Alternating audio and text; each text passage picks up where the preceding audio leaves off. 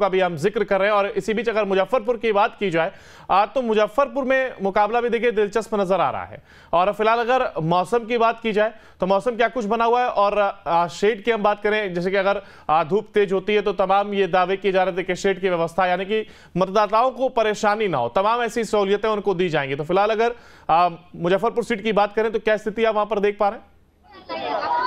ये मुजफ्फरपुर की स्थिति की अगर हम बात करें तो 26 कैंडिडेट यहाँ मैदान में है, लेकिन जो मेन मुकाबला है वो भाजपा और कांग्रेस के बीच टक्कर में है। चूंकि कांग्रेस से अजय निषाद खड़ा है, तो वहीं अगर भाजपा से अगर हम बात करें तो राजभूषण चौधरी निषाद खड़ा है। इससे पहले वो वीआईपी पार्टी से खड़े थे, चूंकि हार का सामना करना पड़ा था। इस बार भाजपा ने उन्हें अपना उन्होंने टिकट मिला है, और भाजपा से इस बार पूरी तरह से चुनाव प्रचार में थे। लगातार यहाँ प्रधानमंत्री भी आकर के सभा किए थे। हालांकि अब देखना बड़ा दिलचस्प होगा कि आखिर मुजफ्फरपुर का सीट क्या राजभूषण चौधरी निकाल पाते हैं। अच्छा, अजय निषाद की अगर बात की जाए तो जमीनी स्तर पर क्या कुछ पकड़ रखते हैं? और ये सवाल मेरा इसलिए आपसे क्योंकि कहा जाता है कि भाजपा में वो थे और उन्हें टिकट नहीं दिया गया, जिसके बाद उन्होंने कांग्रेस का दामन थामा और कांग्रेस ने उन्हें उम्मीदवार बनाया है।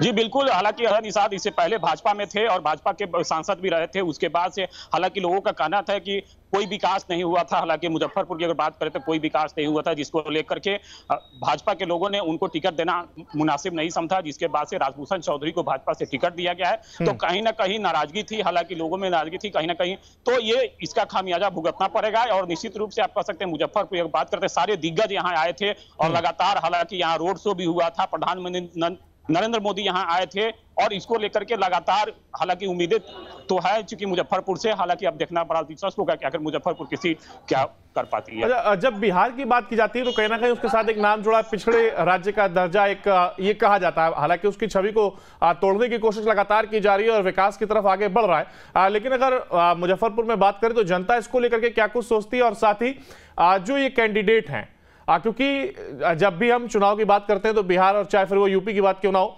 जाति से जोड़कर इसको देखा जाता है। और वहीं अगर मुजफ्फरपुर में जिस तरीके से हम देखें तो देखिए एक तरफ जहां राजभूषण चौधरी हैं तो वहीं दूसरी तरफ अजय निषाद हैं, तो क्या जाति समीकरण बैठाने की कोशिश की गई है कि अपने अपने मतदाताओं को कैसे अपने पाले में लाया जाए?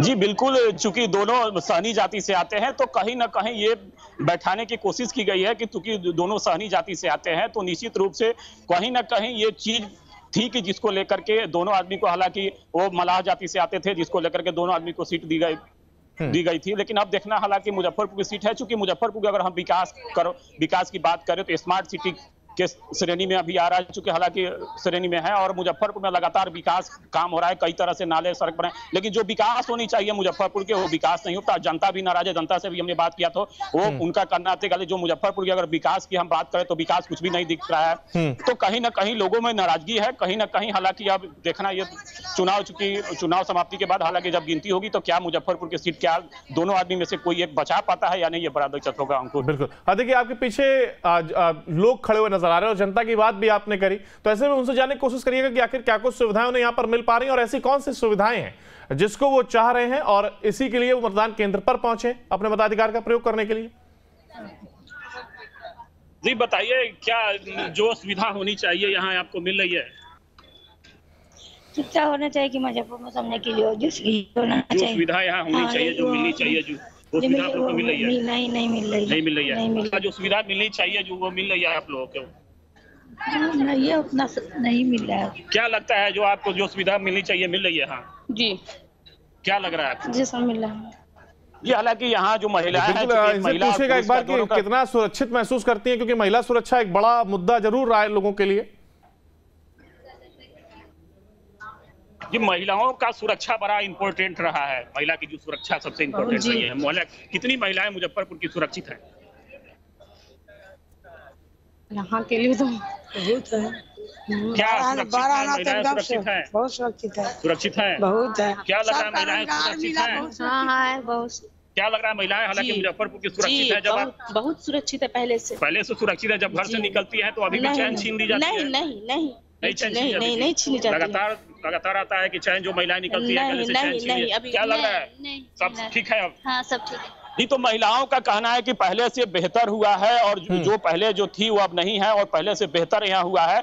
तो निश्चित रूप से पूरी तरह से कहीं ना कहीं विश्वास है। हालांकि अब देखना बड़ा दिलचस्प होगा कि हालांकि मुजफ्फरपुर की अगर हम बात करें तो मुजफ्फरपुर में कई बड़े दिग्गज नेता यहाँ आकर के, हालांकि यहाँ राजनाथ सिंह से लेकर के नरेंद्र मोदी भी चुनावी सभा को संबोधित किए थे। उसके बाद से हालांकि अब मुजफ्फरपुर में अब यह बहुत मायने रखता है मुजफ्फरपुर का सीट। अंकुर बिल्कुल, देखिए कई मायने रखता है और आपने इसका भी जिक्र किया जिसमें आपने कहा कि स्मार्ट श्रेणी में भी रखा गया है मुजफ्फरपुर को। तो ऐसे में जो पुरुष मतदाता मुझे आपके पीछे नजर आ रहे हैं, अगर मुमकिन हो तो उनसे बात करिएगा, उन्हें कितना इस बारे में जानकारी है कि स्मार्ट सिटी में मुजफ्फरपुर आता है, और अगर उन्हें जानकारी है तो ऐसी कौन सी सुविधाएं उनको आसपास अपने देखने को मिली जिससे उन्हें एहसास होता है कि हाँ वो स्मार्ट सिटी में है। जी, क्या लग रहा है कि स्मार्ट सिटी में आप हैं? आपको लगता है कि आप स्मार्ट सिटी में हैं? जी बिल्कुल। क्या लग रहा है जिस तरह से विकास हो रही है मुजफ्फरपुर, क्या स्मार्ट सिटी की खेती में है आप? सुविधा मिल रही है जो स्मार्ट? हाँ, सारी सुविधा मिल रही है। जी, क्या लग रहा है स्मार्ट सिटी में आप हैं? स्मार्ट सिटी जो जी है क्या लग रहा है? आप नौजवान हैं, आप आए हैं? मैं क्या बताऊं, बुजुर्ग लोग से पूछिए ना। क्या आप तो यंग है, आपको बता यंग है, वो बोलेंगे तो आपका मोबाइल बंद हो जाएगा अगर मैं बोलूंगा। हम तो आपसे बोल रहे, सरकार को आना पड़ जाएगा यहाँ पे अगर मैं बोलूंगा तो। आप बोलने से क्या, आप तो बोल सकते हैं। आप नहीं बोलेंगे, आगे लेके जाइए। क्या लग रहा है? बोलो क्या लग रहा है सर? एक जनरल सब अभी बेस्ट है, स्मार्ट सिटी तो नजर आ नहीं रहा है। स्मार्ट सिटी नजर नहीं आ रहा है। स्मार्ट सिटी नजर आ रहा है? नहीं आ रहा है, पूरा शहर गंदगी, नाला का पानी निकल रहा है, नहीं आ रहा है, पूरा नल के पानी एकदम गंदा पानी गिर रहा है, कारों की तरह आ रहा है। 4 महीना से हम लोग जरूरत से ज्यादा परेशान है। काम तो चल रही है बढ़िया, काम तो चल रही है लेकिन काम से परेशानी बहुत ज्यादा हो रही है। अलग से काम से बहुत ज्यादा परेशानी हो रही है, बदबू रहता है। तो आप देख रहे हैं कि हालांकि स्मार्ट सिटी तो है लेकिन जिस तरह से गंदा का चूंकि पानी आता है तो कहीं ना कहीं लोगों में नाराजगी है स्मार्ट सिटी के लेकर के। हालांकि कई जगह नाले को कोड़ दी गई है, कई जगह ऐसे भी घटना घटी है जिसमें लोग वहां डूब भी गए हैं। तो कहीं ना कहीं लोगों में एक नाराजगी है कि स्मार्ट सिटी के नाम पर जिस तरह से लोगों को परेशानी का सामना करना पड़ रहा है। अंकुर बिल्कुल, देखिए तमाम तरीके के लोग, जितने लोग उतनी ही समस्या और उनके अपने मुद्दे। हालांकि ये अच्छी बात है कि वो मतदान केंद्र पर पहुंच रहे, अपने मताधिकार का प्रयोग कर रहे हैं। और आइए एक बार फिर आपको सीतामढ़ी लेकर चलते हैं। अगर सीतामढ़ी की बात की जाए तो देखिए फिलहाल लोग कितने जागरूक, क्योंकि अलग अलग जगहों से हम लगातार तस्वीरें दिखा रहे हैं आनंद। और ये सीतामढ़ी की हम आपसे चाहेंगे कि आप एक बार फिर से जो लोग मतदान केंद्र से बाहर निकल रहे हैं उनसे एक बार बात करिए और क्या किन चीजों को ध्यान में रखते हुए अपने मताधिकार का प्रयोग करते हुए नजर आ रहे हैं। अभी मतदान केंद्र से बाहर निकल रही है, मतदान का काम होता था सीतामढ़ी के लिए, आपने अभी खूब किया है। और जो मंदिर है उसका भी अयोध्या की तरफ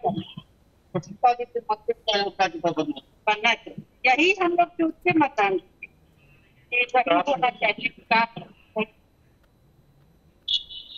आपने भी अपना मत का प्रयोग किया है, क्या पहली बार मतदान करना है?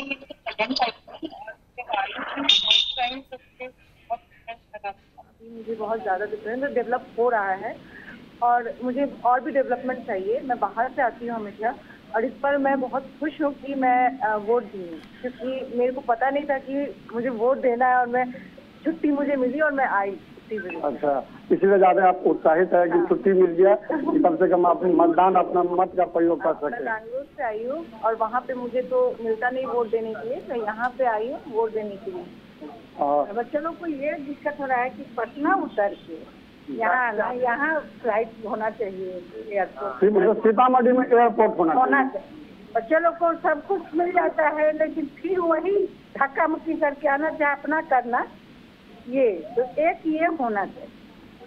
और सब बच्चे की तरफ से हम कहते हैं, एक गार्जियन एज ए गार्जियन माँ बाप को रहता है कि बच्चा तो आगे खिलाए, लेकिन वो पटना आया या दरभंगा आया और वहाँ से फिर कैसे आएगा, कैसे होगा, क्या होगा, नहीं होगा, यही चीज का है। तो यहाँ अगर हो जाए तो बहुत अच्छी बात है। एयरपोर्ट का भी मुद्दा है सीतामढ़ी में और माँ सीता की धरती है, उनका भी होना चाहिए, मतलब टूरिस्ट पैलेस का डेवलपमेंट होना चाहिए।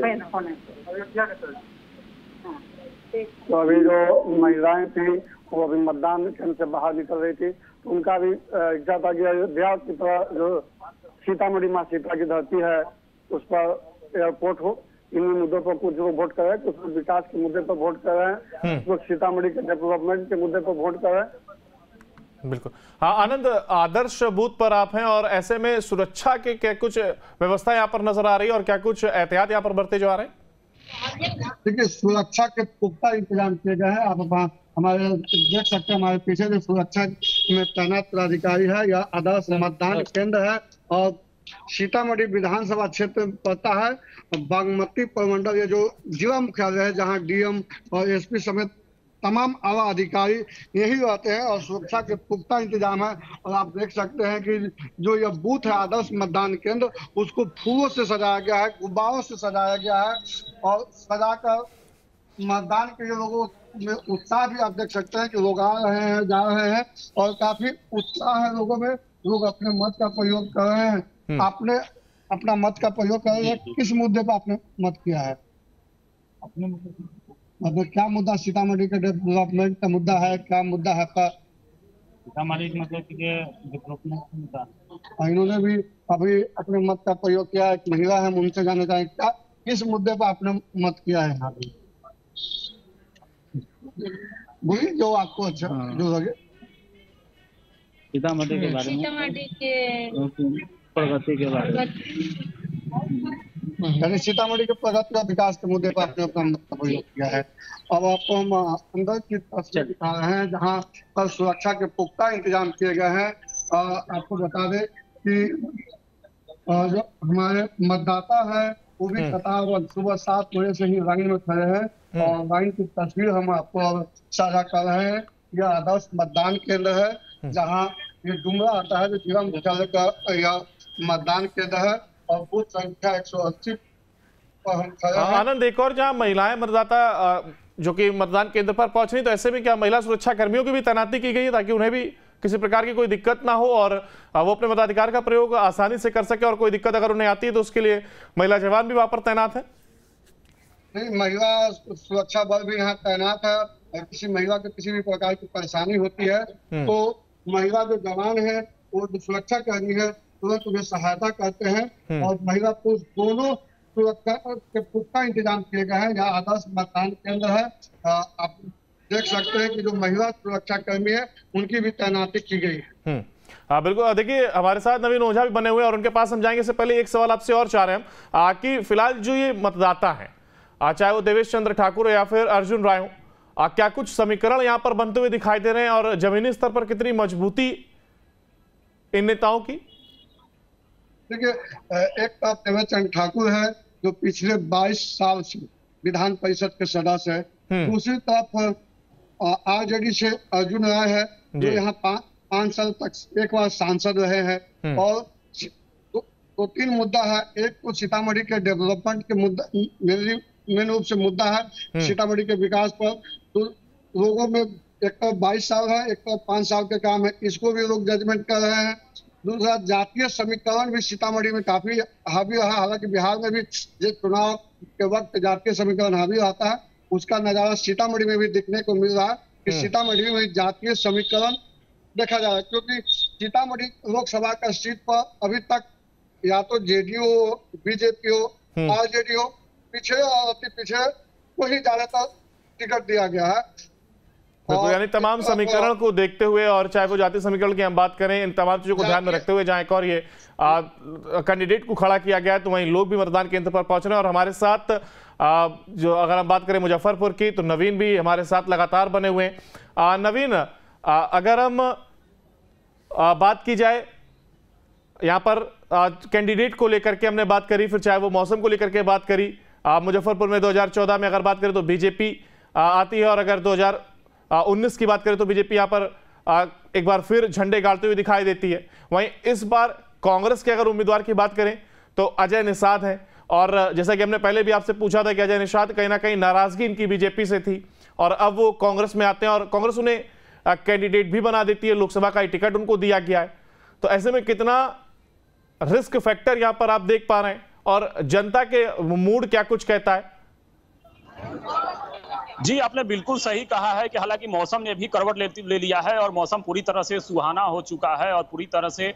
लेकिन एक चीज और हम बता देना चाहूंगा कि अभी औराई से अभी एक खबर आ रही है जहां 12 और 69 नंबर पर अभी मतदान शुरू नहीं हुआ है। लेकिन अगर हम बात करें मुजफ्फरपुर सीट की तो मुजफ्फरपुर में कांटे की टक्कर अजय निषाद और राजभूषण चौधरी के साथ है। हालांकि कांग्रेस से नाराज चल रहे, भाजपा से नाराज चल रहे थे अजय निषाद ने, तो भाजपा का दामन उन्होंने जाके थामा। हालांकि बीजेपी के कई ऐसे नेता थे जो उनका बयान आया था कि हालांकि पैसेंस रखनी चाहिए थी, हालांकि उन्होंने पैसेंस नहीं रखा, लेकिन कांग्रेस में चले गए। लेकिन जिस तरह से हालांकि राजभूषण चौधरी, हालांकि लोगों ने राजभूषण चौधरी का भी विरोध किया था कि चूंकि बाहरी थे तो कहीं ना कहीं लोगों में नाराजगी थी, लेकिन जब लगातार रोड शो होने लगा, बड़े बड़े दिग्गज आने लगे, बड़े बड़े कैंपेनिंग होने लगे नेताओं का, तो कहीं ना कहीं थोड़ी सी हालांकि लोगों में अब नाराजगी दूर हो चुकी थी। हालांकि अब मुजफ्फरपुर की अगर सीट की हम बात करें तो मुजफ्फरपुर सीट हालांकि कोई उतनी ज्यादा अगर हम बात करें तो कहीं ना कहीं थोड़ी सी अंतराल से ही विजय होगी। लेकिन जिस तरह से अगर मुजफ्फरपुर की बात की, हालांकि